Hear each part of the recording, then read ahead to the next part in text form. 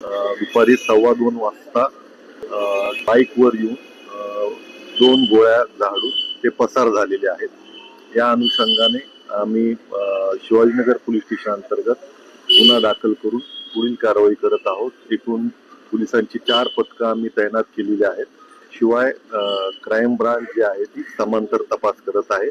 लवकरच या घटनेची उकल होऊन या संदर्भातली सविस्तर माहिती जी आहे ती आम्ही आपल्याला सादर करू. हा गोळीबार म्हणजे माझ्या मते तरी मला जीवेठार मारण्याकरता हा गोळीबार करायचा विचार होता, पण आम्ही काही कारणास्तव हायकोर्टात होतो आणि हायकोर्टातून आम्ही निघणार एवढ्यात आम्हाला फोन आला का असं आपल्या ऑफिसच्या गेटवर फायरिंग झालेली.